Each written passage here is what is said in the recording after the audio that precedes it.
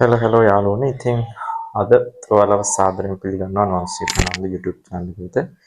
ඉතින් මම අද ඔයාලට කියලා දෙන්නේ අපේ 10 ශ්‍රේණියේ පළවෙනි පාඩම පරිමිතිය පාඩමේ 1.3 අභ්‍යාසයේ ගැටලු ටික කොහොමද විසඳගන්නේ කියලා බලන්න. ඉතින් යන්න කලින් මතක් කර සිටිනවා දැන්වත් මගේ YouTube channel එක subscribe කරන්න නැත්නම් subscribe කරන්න. ඉතින් වැඩි කතා ඕනේ අපි යමු වීඩියෝ එකට. ළමයි අපිට මුලින්ම තියෙනවා මෙන්න මේ විදිහට රූපයක් මෙන්න මේ රූපේ පරිමිතිය හොයන්න කියලා කියන ඉතින් ඔයාලා දන්නවා පරිමිතිය කියලා කියන්නේ වටේ දිග. ඉතින් අපි බලමු මේ දීලා තියෙන රූපයට අදාළව කොහොමද පරිමිතිය ගණනය කරන්න කියලා. හරි. හොඳට බලාගෙන ඉන්න මම කොහොමද මේ ගණනය කිරීම කරන්න කියලා. හරි. ළමයි ඔන්න අපිට තියෙනවා පළවෙනි ගැටලුව. පළවෙනි එකේ පළවෙනි එක රෝම ලක්කම් එක. මෙන්න මෙහෙම තියෙනවා ළමයි සුදු කෝණාශ්‍රයක් තියලා ඊට පස්සේ මෙන්න මෙතනින් තියෙනවා මේ ආර්ධූර්තයක් තියෙනවා. මේ දිග දෙනවා ළමයි 14යි කියලා. මේ දිග 14යි. මේ දිග 18යි. මේ දිග 18යි. හරි. මෙතන කේන්ද්‍රය ළමයි යෝ. හරි. එතකොට මෙයාගේ පරිමිතිය. ළමයි මෙයාගේ පරිමිතිය කියන්නේ අපි දන්නවා මේක ස්ථානික ඉඳලා මේ ටිකයි මෙන්න මේ චාප දිගයි මේ ටිකයි නතර වටේ දිගනේ. එහෙනම් අපි දැන් මෙයා 18යි නම් මෙයාත් 10යි. එහෙනම් මෙයාත් අපිට පුරව ගන්න පුළුවන් 18යි. හරිද? දැන් එතකොට අපි ෂේප් එකේ මෙන්න මේ අර්ධවෘත්තාකාර කෑල්ලනේ. මෙන්න මේ අර්ධවෘත්තාකාර කෑල්ලේ මෙන්න මේ වක්‍ර දිග. මෙන්න මේ අර්ධවෘත්තාකාර කෑල්ල මෙන්න මේ වක්‍ර දිග හෙව්වනම් හරි. හරි. එතකොට ළමයි අපි වක්‍ර දිග හොයන සූත්‍රය නේ. මොකක්ද මේ වක්‍ර දිග හොයන සූත්‍රය? 2πr 2πr ගුණ කිරීම θ යට 360. එතකොට අපිට එනවා 2π R කියන්නේ නම් ඔයාලා දන්නවා මෙතන 14 නේ මේ කැලල 14යි. මේ කැලල 14යි ඒක ඔයාලා දන්නවා මොකද්ද මේ 14 කියන්නේ විස්කම්භය. නේ? මේ අර්ධවෘත්තයේ මෙයා විස්කම්භය. එහෙනම් විස්කම්භය 14යි නම් අරේ වෙන්නේ 7යි. අරේ වෙන්නේ 7යි. ගුණ කිරීම මේක අර්ධවෘත්තයනේ ළම මේ කැලල අර්ධවෘත්තය. නේ? මේක අර්ධවෘත්තයක් නම් අපි දන්නවා. කෝණය වෙන්නේ 180. එහෙනම් 180ට 360. දැන් අපි සුළු කරගමු. මේ 4 මේ 7 කැපෙනවා. 180ට එකයි මෙතන 2යි ලා. මේ දෙකට මේ දෙකත් කැපෙට එතකොට අපිට යනවා කියන්නේ 22යි. හරිද? එතකොට මේ ඡාප දෙක තමයි ළමයි 22ක් ආවේ. දැන් අපිට පරිමිතියනේ හොයන්න කියන්නේ පරිමිතිය කියන්නේ මේ වටේ දිගනේ. පරිමිතිය කියන්නේ වටේ දිග නම් අපි පරිමිතිය බලමු දැන්. පරිමිතිය එන පරිමිතිය කියන්නේ ළමයි මේ 18 කැලි දෙකක්. එතකොට මම මෙතන දානවා 18 ගුණ කිරීම 2. 18 කැලි දෙකක් තියෙනවානේ. 14 කැලලකුත් තියෙනවා. එහෙනම් මෙතන මම දානවා 14. එයාට එකතු කරනවා මෙන්න මේ ඡාප දිගනේ. මෙන්න මේ ඡාප දිග බලන්නමයි. ඡාප දිග අපි දැන් හෙව්වනේ 22. 22. දැන් 18 වරක් දෙක කීයද ළමයි? 18 වරක් දෙක 36යි. 36යි 14යි 36යි 14යි කියන්නේ 50යි. 50යි මෙන්න මේ 22යි ළමයි. 50යි මෙන්න මේ 22යි 72. 50යි 22යි 72යි. 50යි 22යි 72යි නම් මුලින්ම අපි කරා මේක තර්ක කරගත්තා මේකේ වටේ කෑලි ටික මොනවද එකතු වෙන්න ඕනේ කියලා. ඊට පස්සේ ඒ අදාළ කෑල්ල නේද මේ වක්‍ර දිගත් එන්න ඕනේ. මේ වක්‍ර දිග අපේ සූත්‍රය දාලා අපි හෙව්වා. කොට ළමයි මතක තියාගන්න කේන්ද්‍රික ඛණ්ඩයක ඡාප දිග හොයන මෙන්න මේ සූත්‍රය ඔයාලා මතක තියාගන්න වෙනවානේ. මෙන්න මේ සූත්‍රය චුට්ටක් මතක තියාගන්න. හරි. ඔන්න අපිට රෝම ප්‍රශ්න අංක 1 රෝම ලක්ෂණ එක හදන්න පුළුවන්. හරි. දැන් රෝම ලක්ෂණ දෙකට අපි යමු. රෝම ලක්ෂණ දෙකේ මොකක්ද කියන්නේ කියලා බලන්න. රෝම ලක්ෂණ දෙකේ කියනවා ළමයි මෙන්න මේ විදිහට තියෙනවා රූප සටහන. මෙන්න මේ විදිහට. ඔන්න ඔහොම තියෙනවා රූප සටහන. ඒකේ මෙන්න මේ කෑල්ලයි සමාන. මේ කෑල්ල 4 සෙන්ටිමීටර්. දැන් තමයි මෙයා තමයි මේකේ අර්ධවෘත්තය. හරිද? මේ අර්ධවෘත්තය එන මෙතන 7යි. සමස්ත විස්කම්භය ළමයි 7යි. විස්කම්භය 7යි. හරිද? එතකොට මෙයාගෙත් දැන් පරිමිතිය කියන්නේ මේ 4 කෑල්ලයි මෙන්න මේ වක්‍ර දිගනේ. දැන් ඔයාලා පටල ගන්නවා. මේ ඡාප දිග හොයන්න යද්දි මේ මෙතනනේ මෙන්න මේක අරයන්ද කියලා නේ. ඒක අරයන් දෙකනේ වලට පේනවා. මෙතන තමයි නම අර්ධවෘත්තය තියෙන්නේ. මෙතන අර්ධවෘත්තය තියෙන්නේ. හොඳටම පේනවා එහෙනම්. අපි අර්ධවෘත්තයට අදාළ කේන්ද්‍ර කෝණය තමයි ගන්න. එහෙනම් අපි ආදේශ කරමු. ආදේශ කරලා හදමු මෙන්න මේක මෙහෙම. හරි. අපේ මේකනේ සූත්‍රයනේ. මේක සූත්‍රය නම් සූත්‍රයට ආදේශ කරලා හදමු නම් සූත්‍රයට ආදේශ කරමු. 2 5 r කියන්නේ අපි දන්නවා 2 5 කියන්නේ 7 22 r කියන්නේ අරය. මේකේ අරය කියන්නේ නම් මෙතන 7යිනේ 7යි නම් 7 කියන්නේ විස්කම්භය. මේ 7 කියන්නේ විස්කම්භය කියලා තේරෙන්න ඕනේ. මේ 7 කියන්නේ විස්කම්භය. එහෙනම් 7 කියන්නේ විස්කම්භය නම් අරය කියන්නේ 7 බෙදීම 2. 2 5r එහෙනම් θ කියන්නේ ළමයි අපි දන්නවා 180යි අර්ධවෘත්තයක් නේ 180ට 360 එහෙනම් මෙන්න මේ ටිකත් අර කලින් විදිහට අපි ඉස්සුළු කරගමු 2ට 2යි 4ට 7යි මෙතන 1යි මෙතන 2යි 2ට 1යි මෙතන 11යි නම් අපිට එනවා එතන ඡාපදිග 11යි. හරි ඔන්න ඡාපදිග 11ක් ආවා. දැන් ඡාපදිග නෙමෙයි අහන්නේ මේකෙන් පරිමිතිය නේ අපි දන්නවා පරිමිතිය කියන්නේ මටේ දිග. එහෙනම් මෙන්න මේ 4 කැරි දෙකක් වෙනවා. මෙන්න මේ ඡාපදිගත් වෙන එහෙනම් එම නිසා කියලා ඔයාලට පරිමිතිය දැන් ලියන්න පුළුවන් නේද? කොහොමද මේ නිසා කියලා පරිමිතිය ලියන්න පුළුවන්? මෙන්න මේ 11යි ළමයි අන්න අර 4 කැරි දෙකයි මොකද කරන්න පුළුවන්? එකතු කරන්න පුළුවන්. එහෙනම් අපිට එනවා 19 සෙන්ටිමීටර කියලා. 19 සෙන්ටිමීටර කියලා. ඉතින් ඔන්න ඔය විදිහට අපිට පළවෙනි ප්‍රශ්නේ සාකච්ඡා කරන්න පුළුවන්. හරි. ඊළඟට අපි යමු අපේ දෙවෙනි ප්‍රශ්නෙට. බලමු දෙවෙනි ප්‍රශ්නය අපිට කියනවා අරය සෙන්ටිමීටර 7ක් වූ අර්ධවෘත්තාකාර තහඩුවකින් විස්කම්භය දැන් මම රූප සටහන මම අදින්නම් මෙන්න මෙතන. ඔන්න රූප සටහනක් තියෙනවා ළමයි. ඒකේ සමස්ත අරය 7යි. ඒ කියන්නේ මෙතන මේක අර්ධවෘත්තයක් නම් ඔන්නම යනවා නම් මේක හරි මැද. මෙන්න මෙතන ඉඳන් මෙතනට නරය කියන්නේ. ඕක 7යිලු. එහෙනම් ඔන්නම කෑල්ලක්. මෙන්න මේ කෑල්ල කපලා. මෙන්න මේ අර්ධවෘත්තාකාර තහඩුවකින් මේ කෑල්ල කපලා මෙන්න මෙතන බට් කරලා කියන්නේ පාස්සල. ඔන්නම කරලා තියනවා වැඩේ. හරි එහෙනම් මෙන්න මේ දිගත් අපි දන්න මෙන්න මේ සමස්ත දිග තමයි 7යි. කියන්නේ මෙන්න මේ අර්ධවෘත්තයේ විස්කම්භය වෙන්නේ 7. අන්න එයාමනේ මෙතනට පාස්සලා තියෙන්නේ. එහෙනම් මෙතනත් විස්කම්භය වෙන්නේ ළමයි 7යි. එහෙනම් ඔයාලට තේරෙන්න ඕනේ විශාල අර කලින් තිබ්බ විශාල අර්ධවෘත්තයේ එයාගේ අරයත් 7යිනේ නේ. එයාගේ අරයත් 7යි. එයාගේ අරය 7යි. මේ අර්ධවෘත්තයේ විස්කම්භය 7යි. මෙන්න මේ අර්ධවෘත්තයේ විස්කම්භයත් 7යි ළමයි. හරි. එතකොට ඔච්චරයි. ඊට පස්සේ මෙන්න මේ කෑල්ල තමයි අඳුරු කරලා තියෙනවා. මේ කෑල්ල අඳුරු කරලා තියෙනවා. මේ කෑල්ල සම්පූර්ණයෙන් අඳුරු කරලා තියෙනවා.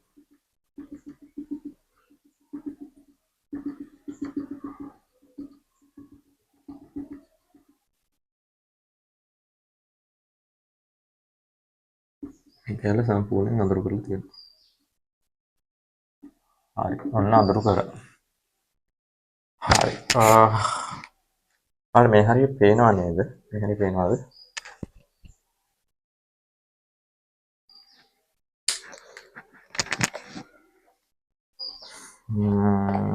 හරි බලමු.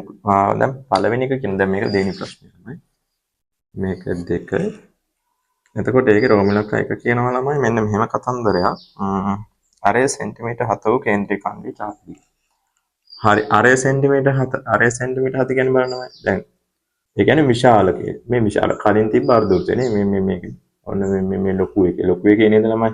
මෙතනනේ කේන්ද්‍රය වෙන්නේ. ඔන්න මම ඒක අඳිනවා. ඔන්න ඔය ලොකු එකේ නේද මෙතනට අරය වෙන්නේ.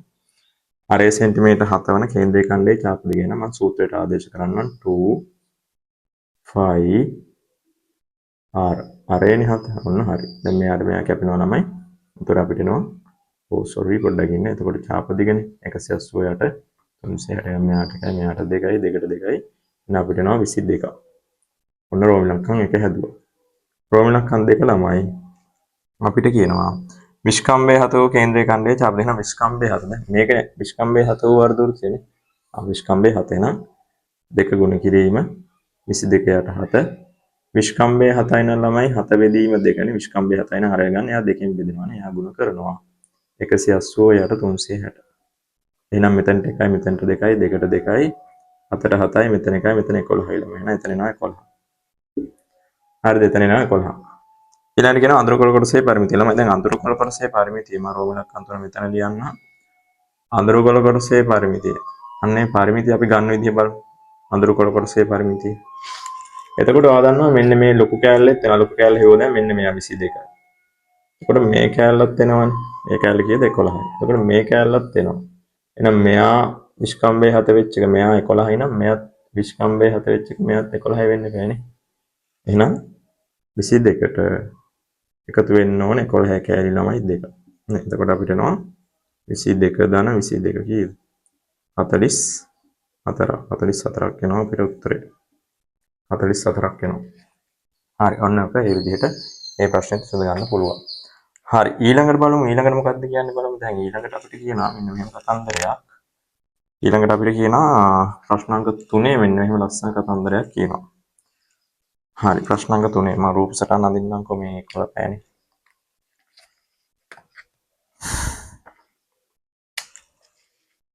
හරි මෙන්න මෙහෙම තියෙනවා රූප සටහන් ළමයි. එතකොට ඔයාලා පටල ගන්න එපා මේ මෙන්න මේ කැල අර්ධවෘත්තය කියලා පටල ගන්න එපා.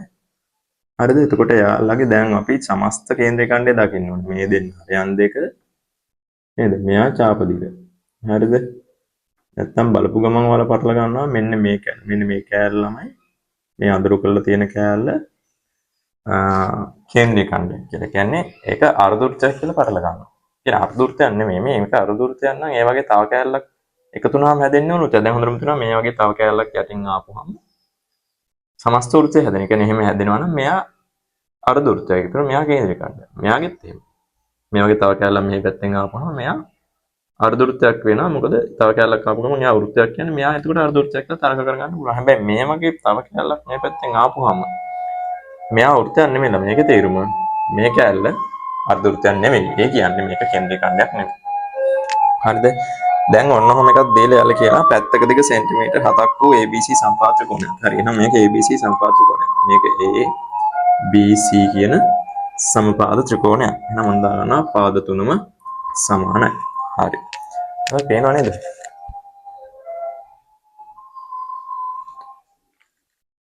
හරි පාද තුනම සමානයි. එහෙනම් අපිට මොකද්ද බලමු කියන්නේ දැන් අපිට යාලා කියනවා කේන්ද්‍රීය ඛණ්ඩයේ ඡාප දිග. එහෙනම් මෙන්න මේ මම කියන විශාල කේන්ද්‍රීය ඛණ්ඩය කියලා. එහෙනම් මෙන්න මේ ඡාප දිග හොයමු අපි. 2 5 R අපි දන්නවනේ නේද මේ R කියන්නේ මේ සම්පාත ත්‍රිකෝණයක් නේ. එතකොට මෙන්න මේ කෑලි තුනම සමානයිනේ නන්නේ. එහෙනම් R කියන්නේ මෙන්න මෙයා. එහෙනම් යාලා කියනවා සෙන්ටිමීටර් 7. එහෙනම් 7යි ගුණ කිරීම. දැන් අපි දන්නවා පාද තුනම සමානයි නම් ළමයි එක කෝණයකගේ කීයද අනිවාර්යෙන් වෙන්න ඕනේ 60යි 60යි 60යි හරින 180 නේද? හා. එහෙනම් එක කෝණයක් 60යි මතක තියාගන්න. එහෙනම් 68 360. එහෙනම් මේ ටික සුළු කරගන්න ළමයි. හරි 7ට 7 කැපෙනවා. හරිද? මෙතන 1යි ළමයි. මෙතන කීයද? මෙතන 8 ඒවා 60 ඒවා 6යි. මේ දෙකට 1යි. මෙතන 3. එහෙනම් 22 3ෙන් බෙදමු 22ට 3 ඒවා 7යි. 3ක් 7 21යි එකක් ඉතුරුයි. ඒතා බිඳුව ගත්ත දශම තියෙනවා. 10ට 3 ඒවා 3යි. ඔන්න ඔහම යනවා. මේ අපි හෙව්වේ ළමයි මෙන්න මේ වක්‍ර දිග. හරි ඔන්න හරි රෝම ඉලක්කම් එකට හරි. දැන් රෝම ඉලක්කම් එකට හරි රෝම ඉලක්කම් දෙක. මේක රෝම ඉලක්කම් 1 මේක රෝම ඉලක්කම් 2. දෙක මොකක්ද කියන්නේ බලන්න. අඳුරු කොළ කොටසේ පරිමිතිය. එහෙනම් ළමයි ඔයාලට තේරෙනවා මෙන්න මේ කෑල්ලයි මෙන්න මේ කෑල්ල එකතු වෙන්නේ නේ. මෙයා හෙව්වා. දැන් මෙයා එකතු කරා නම් හරි නම් පරිමිතිය කියන්නේ ළමයි පරිමිතිය කියන්නේ කවුද මම යටින් ඕන එකතු කරා නම් පරිමිතිය කියන්නේ අර පැත්තක දිග සෙන්ටිමීටර් 7යි මේ අපි හොයපු 7.3 එකතු කරනවා. එහෙනම් අපිට එනවා කීයද? 14.3 14.3ක් එනවා ළමයි අඳුරු කොළ කොටසේ පරිමිතිය. හරි. ඉතින් ඔන්න ඔය විදිහට ප්‍රශ්නාංක 3ට ප්‍රශ්නාංක 2ට ප්‍රශ්නාංක 1ට අපිට පිළිතුරු සපයන්න පුළුවන්. හරි. ඔයාලට මම තප්පරයක් දෙන්නම්. ඊළඟට අපි ඉක්මනටම 4 වෙනි ගැටලුවට 5 වෙනි ගැටලුවට යමු.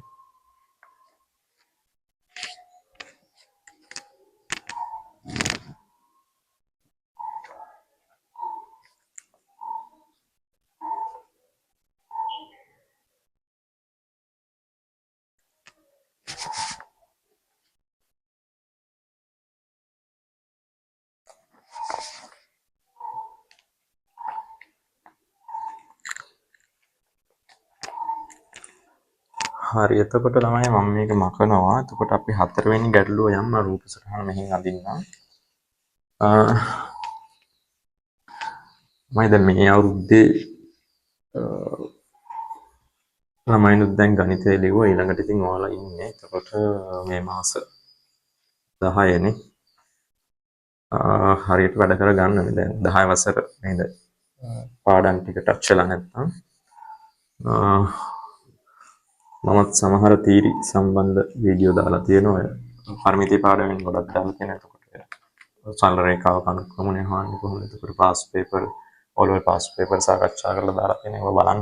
නිකන් බලන්න කොහොමද මේ ගණන් හදන්නේ කියලා මේ දවසට තියරි පොඩ අල්ල ගන්න. එතකොට අපිට ලොකු ගමනක් යන්න පුළුවන් ළමයි. නේද අපිට අඩුම ගානේ නේද ඔලුව වලට සම්මානයක් හරි දාගන්න පුළුවන් නේ. කම්මැලි ළමයි කම්මැලිකම ඉන්නේවා දැන් මේ ඉස්කෝලේ නිවාඩුනේ ගොඩක් ඉස්කෝලේ ඔලුව හන්ද. එතකොට මම දැන් ඊයේ පෙරේදත් වීඩියෝ එකක් දැම්මා. නේද භාග පාඩමෙන් එහෙම අභ්‍යාස ටික කරලා. එතකොට බලලා ගැටලු තියෙනවා නම් තේරෙන්නේ නැත්නම් භාග සුළු කරන්න නේද? එතකොට වගන්ති ගානක් තේරෙන්නේ නැත්නම් එහෙම මේ බලන්න මේ කොහොමද මම ඒව සාකච්ඡා කරන්න කියලා බලන්න මගේ වීඩියෝ තියෙනවා. හරි හතරවෙනි ප්‍රශ්නේ ළමයි අපිට කියනවා. හරි මම අඳින්න රූප සටහන මෙන්න මෙහෙම තියෙනවා ළමයි ලොකුවටම රූප සටහනක්. හරිද? ඔන්නම ලොකුවටම තියෙනවා රූප සටහනක්. එයාලයා කියනවා මෙන්න මෙහෙම ඔන්නෝම එකක් තියෙනවා. ඊට පස්සේ ආයෙ මෙන්න මෙහෙම එකක් තියෙනවා. මෙන්න මේ කෑල්ල ළමයි අඳුරු කරලා. මෙන්න මේ කෑල්ල යාලා අඳුරු කරලා තියෙනවා. මෙන්න මේ කෑල්ල මොකද කරලා තියෙන්නේ? අඳුරු කරලා තියෙනවා. අඳුරු කරලා තියෙනවා. මේ කෑල්ල අඳුරු කරලා තියෙනවා. අපි බලමු. මෙන්න මේ අඳුරු කරලා තියෙනවා කෑල්ලක් නේ ළමයි. අඳුරු කරලා තියෙනවා කෑල්ලක් මෙන්න මේ කෑල්ල අඳුරු කරලා තියෙනවා. බලමු මොකද්ද කියන්නේ කියලා යාලා. මෙන්න මේ අඳුරු කරලා තියෙන කෑල්ල ඊට පස්සේ දැන් ඉංග්‍රීසි අකුරු දාමු.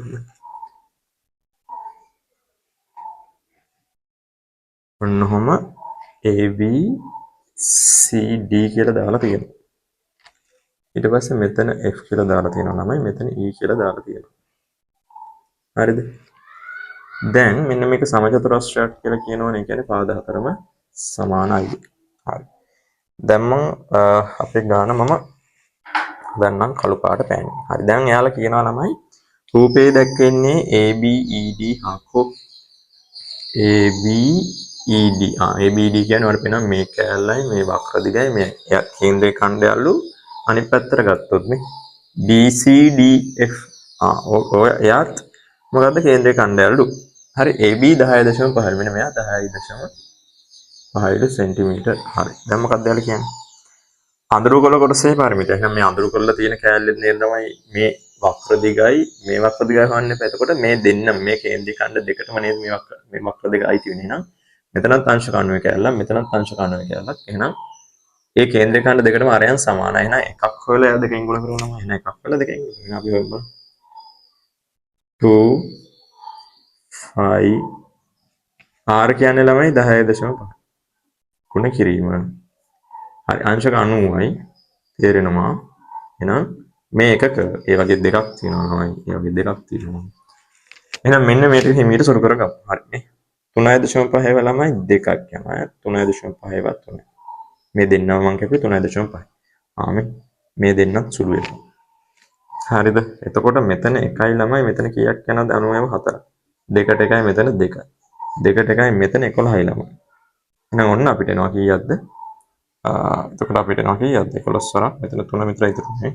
11 වරක් 3 අපිට එනවා 33ක් කියලා. එහෙනම් ඔන්න මට මෙන්න මේ අඳුරු කොළ කොටසේ පරිමිතිය කියන්නේ තේරෙන්න ඕනේ මේ ඡාප දිගයි මේ ඡාප දිගයි. එහෙනම් ওই ඡාප දිග දෙකේම තමයි මේ 33 කියලා කියන්නේ. මෙන්න මේකේ පරිමිතිය ළමයි කීයද? 33 නේද? එතකොට පරිමිතිය 33. දැන් මේකේ පරිමිතිය. මොනවා පරිමිතිය එකපාරම මෙතන දාන්න පුළුවන් නේ. පරිමිතිය 33යි. පරිමිතිය 33යි. හරි. ඊළඟ එකට යමු අපි. ඊළඟ එකට යමු. බලන්න මේක පේනවද මේ?